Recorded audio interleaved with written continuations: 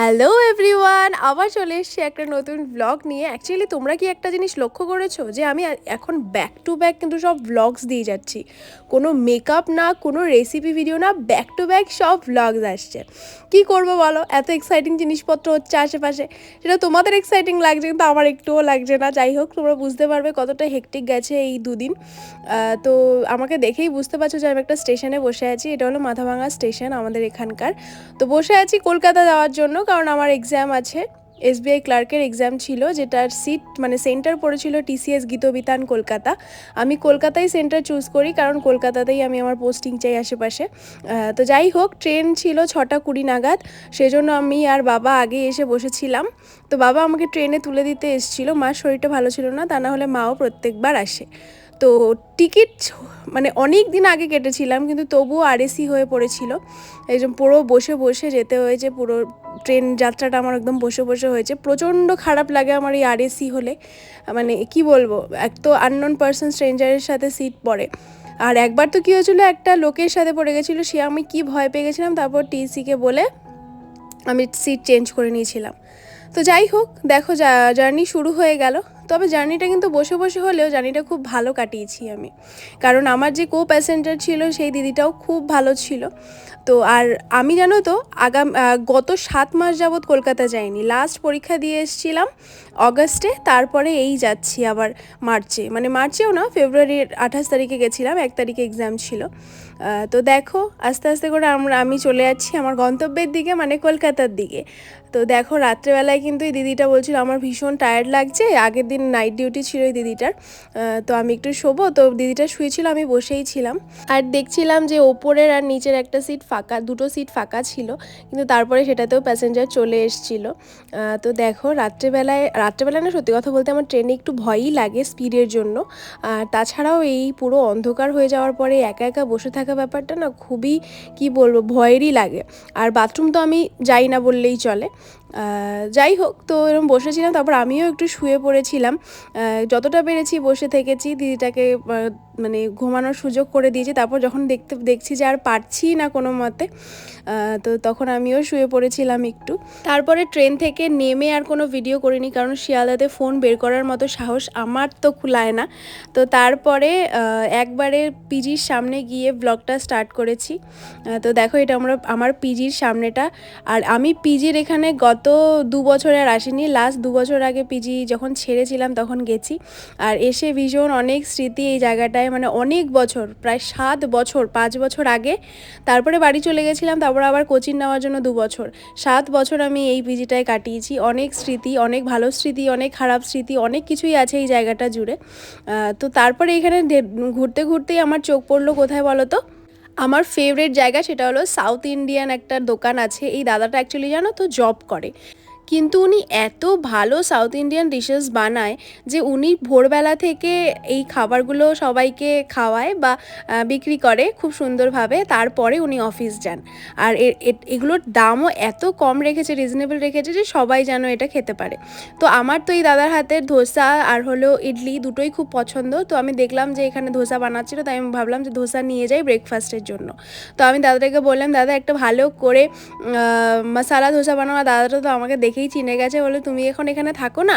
তারপর আমি বলেছি না, আমি তো এখন বাড়ি চলে গেছি, এখন আমি এক্সাম দেওয়ার জন্য এসেছি। তো দাদাটাও আমাকে চিনতে পেরে গেছে, কারণ আমি এখানে অনেক বছর ছিলাম। আর দাদাটার কাছ থেকে প্রায়ই আমি ব্রেকফাস্ট কিনে নিয়ে যেতাম, মানে ধোসা বা ইডলি কিনে নিয়ে যেতাম। তো দেখো এখানে মশালা ধোসা নিয়ে নিয়েছিলাম। এখানে অনেক প্লেন ধোসা, বাটার ধোসা, ইডলি, মশালা ইডলি, সাম্বার, তারপর হলো বড়া, এগুলো সব ধরনের সাউথ ইন্ডিয়ান ডিশেস কিন্তু পাওয়া যায়। তোমরা যারা ডিএল ব্লকে থাকো করুণাময়ীতে, তারা সবাই হয়তো এই দাদাটাকে চেনো। এই দাদাটা কিন্তু ভোরবেলা থেকেই বসে, আর অফিস আওয়ারের আগ পর্যন্ত এই দাদাটা এই খাবারগুলো বানিয়ে বিক্রি করে। তো দেখো খুব সুন্দর করে বানিয়ে দিল, আর আমি এটাকে নিয়ে চললাম পিজির পথে। তো তোমরা কালকে থেকে এই ব্লগ দেখছো, কিন্তু ভয়েস ওভারে দেখছো, আমি কোনো কথা বলছি না, কারণ আমি জানি না বাইরে বেরোলেই আমার কি হয়ে যায়, আমি কথা বলতে পারি না। তো যাই হোক, এখন আমি ট্রেন থেকে নেমে অলরেডি বাসে করে আমার পিজির সামনে চলে এসেছি। তো গত 2018 থেকে 2024 পর্যন্ত আমি এই পিজিতে ছিলাম। 18, 19, 20, 21, 22, 23, 24 6 বছর আমি পিজিতে ছিলাম, এই মাসির সাথে ছিলাম। তোমাদের সব কিছুই দেখাবো ঘুরে ঘুরে, এর নেক্সট ব্লগ তোমরা দেখতে পাবে। আর পিজিটা তোমাদের এখন দেখাবো। তো চলো, আমি চলে এসেছি অলরেডি। তো এটা হলো আমাদের পিজির সামনেটা। সত্যি কথা বলতে আমি কলেজ থেকে ফিরে বা কোচিং সেন্টার থেকে ফিরে, আর আমার রুমমেটরাও অফিস থেকে ফিরলে বা কলেজ থেকে ফিরলে বেরিয়ে আড্ডা দেওয়া, এখানে হাঁটা, গল্প করা, অনেক অনেক স্মৃতি।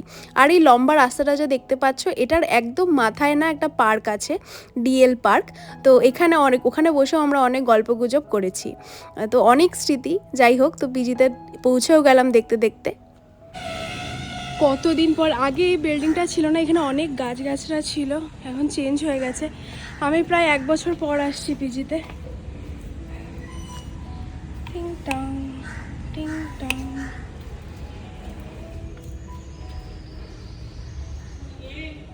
ভূত, হ্যাঁ,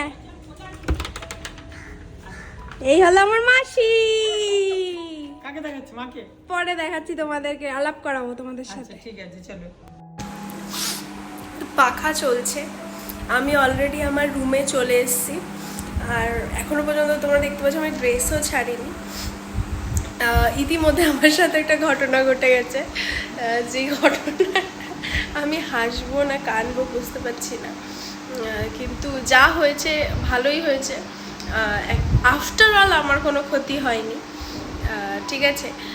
সেই জিনিসটা তোমাদের সামনে বলতে পারবো না, কারণ জিনিসটা সোশ্যাল মিডিয়ায় করাটা ঠিক হবে না, সোশ্যাল মিডিয়ায় বলাটা ঠিক হবে না বলে আমার মনে হচ্ছে। ক্ষতি মানে কি, জীবনের কোনো ক্ষতি হয়নি এটা বলতে পারি, কিন্তু জিনিসটা মানে ভীষণ এমন হঠাৎ করে হয়ে গেল না যে আমি হাসবো না কানবো না রাগ করবো না কি বলবো, দুঃখ পাবো বুঝতে পারছি না। কিন্তু ওই যে বলে না যে ভগবান যদি সাথে থাকে, কারোর ক্ষমতা নেই তোমাকে টেনে নিচে নামায়। তো যাই হোক, এখনো পর্যন্ত আমি কিছু খাইনি। মাসি আসার পরে মাসি চা বানিয়ে দিল, লাল চা।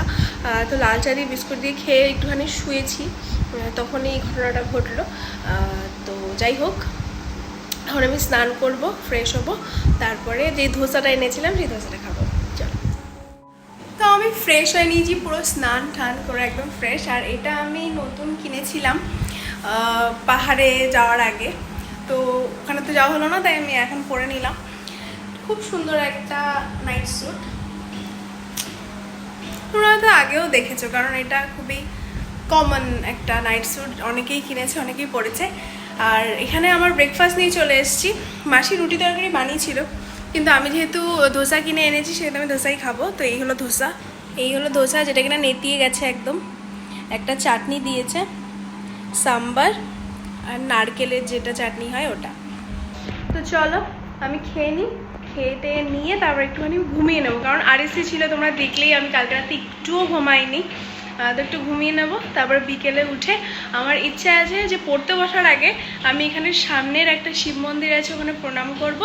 তারপরে একটা জায়গায় ফুচকা দারুণ পাওয়া যায়, কারণ কালকে টাইম পাবো না, কারণ কালকেই ট্রেন। তো সেজন্য সেখানকার ফুচকা খেয়ে আসবো, তারপর এসে পড়তে বসবো। ভেবেছিলাম খেয়ে উঠে তোমাদের বাড়িটা ঘুরে দেখাবো, কিন্তু আমার মনে হচ্ছে যে আমার চোখ দুটো এবার কাটি দিয়ে উপরে টেনে এরম তুলে রাখতে হবে, তা না হলে আমার চোখ খুলছে না। যাই হোক, আজকে মনে হয় না আমি আর বাড়ি ঘুরে দেখাতে পারবো, কারণ বাইরেটা রাতি হয়ে গেলে অতটা ভালো বোঝা যায় না। তাই আজকেরটা নর্মাল ব্লগই থাক। কালকে সকালে উঠে তোমাদের এই বাড়ির আমার পিজির ট্যুরটা দিয়ে দেবো, তাহলে সন্ধেবেলায় দেখা হচ্ছে। তো একটু বেরোলাম, কারণ সারাদিন শুয়ে আছি ঘরে, ঘুমিয়েছি, তারপর উঠে খাবারও খেয়েছি, মাসির সাথে বসে গল্প করতে করতে আর ভিডিও করার কথা মনেও নেই। তো সেজন্য খাবার দাবার খেয়ে আবার একটু রেস্ট নিচ্ছিলাম, রেস্ট নিয়ে তারপর ভাবলাম যে শুয়েই যখন আসি একটু যাই আশপাশটা হেঁটে আসি, কারণ অনেক দিন পর আসলাম আমি পিজির এখানে। তো সেজন্য ভাবলাম একটু ঘুরেই আসি। আর ঘুরতে ঘুরতে যদি একটু ফুচকাটা পাই তাহলে একবারে ফুচকাটা খেয়েও চলে আসবো, তাহলে আর রাতে বেরোনোর কোনো সিন থাকবে না, একবার আমি পড়তে বসে যেতে পারবো। তো চলো যাই। আমাদের এই পিজির খাসিয়তটা কি বলো তো, এই পিজি থেকে বেরিয়েই না সব কিছু সামনে। যেমন বললাম ওই রাস্তাটার একদম মাথায় ছিল হলো ডিএল পার্ক, যেখানে তুমি বসে কারোর সাথে গল্প করতে পারবে, বা তুমি যদি ওয়ার্কআউট করতে চাও সকালবেলায় উঠে ওয়ার্কআউট করতে পারবে। আমি যখন ডায়েট মানে আমার ওয়েট লস জার্নিতে ছিলাম, আমি যেমন ডায়েট করতাম তেমনি ওই পার্কটাতে গিয়ে চারদিকে হেঁটে হেঁটে হেঁটে হেঁটেও আমি অনেক ওয়েট লস করেছিলাম, আমার যখন অনেক বেশি ওয়েট হয়ে গেছিলো। আর এই সাইডে হলো অনেক ফল ফুল, তারপর হলো শাকসবজি, তারপর হলো ব্রেকফাস্টের জন্য অনেক দোকানপত্রও আছে। আর ওই সাইডে সিজি মার্কেট আছে, যেখানে কিনা সব জিনিস পেতে পারো, তুমি যা চাইবে তুমি সেখানে পেয়ে যাবে। পরের দিন সেই মার্কেটটায় গেছিলাম, পরের দিন এই দিনই গেছিলাম বিকেলবেলায়, কিন্তু সেই মার্কেটে খুব একটা ভিডিও করিনি। আর আমি যখন প্রথম শিবের মাথায় জল ঢালা শুরু করেছিলাম, মানে উপোস ধরেছিলাম, তখন যেই মানে কি বলবো, যেই মন্দিরটায় ঢেলেছিলাম সেই মন্দিরটা এবার তোমাদের দেখাতে পারলাম না। প্রথমবার যেই মন্দিরটা ঢেলেছিলাম সেটা হলো বৈশাখীতে যারা থাকো তারা জানো, একটা বিশাল বড় মন্দির আছে, সেই মন্দিরটায় ঢেলেছিলাম। আর তারপরে যখন পিজি অ্যাকচুয়ালি আমাদের আগে একটা বিল্ডিংয়ে ছিল, বিল্ডিংটা শিফট হয়ে যায়, তো তারপরে এই বিল্ডিংয়ে আসার পরে আমি যেই মন্দিরটা এখন যাচ্ছি সেই মন্দিরটায় আমি জল ঢালতাম। তো চলো দেখে নিই।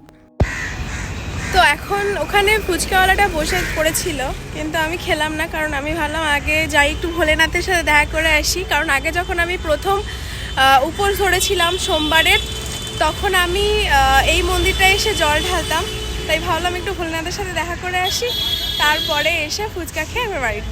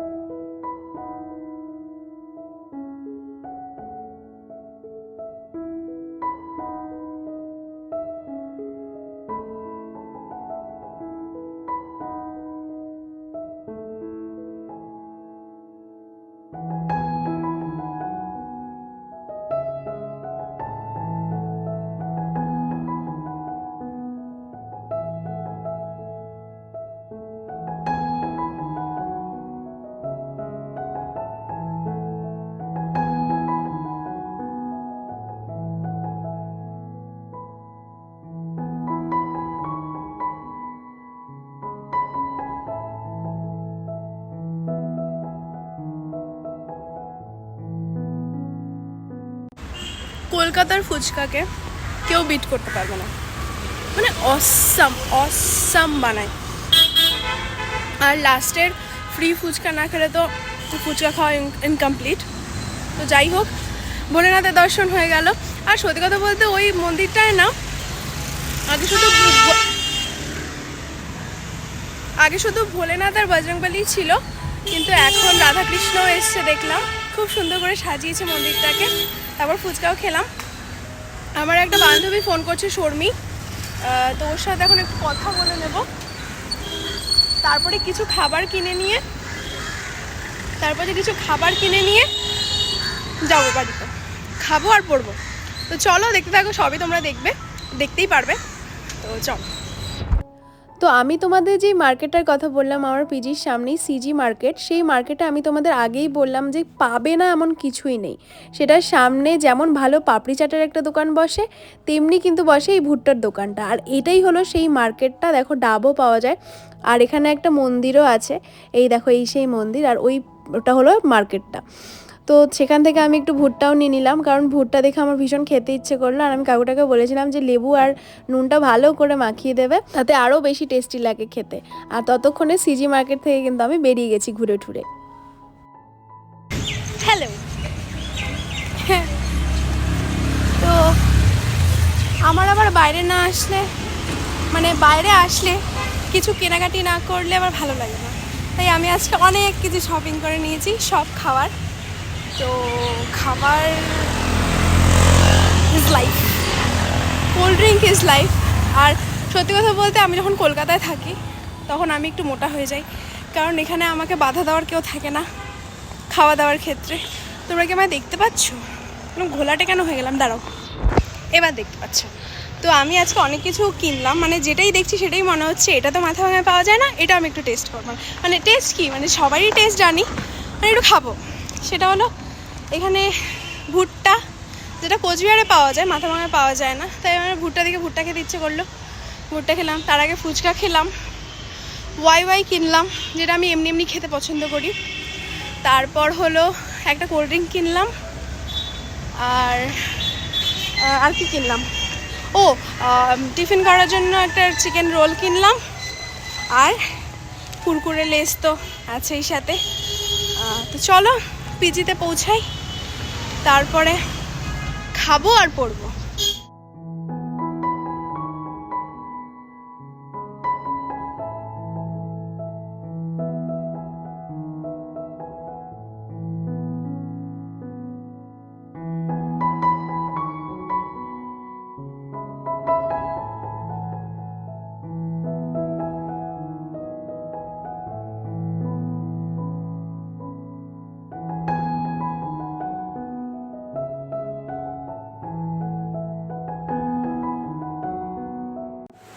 তো বাজে এখন 10:30, আমি এতক্ষণ পড়লাম, আর তারপরে এখন একটু ডিনার করব, তারপরে আবার একটু পরে তারপরে ঘুমাবো। তো ভিডিওটা অনেক বড় হয়ে যাবে, কালকে থেকে ভিডিও চলছে, আর বেশি লেন্দি করব না ভিডিওটাকে।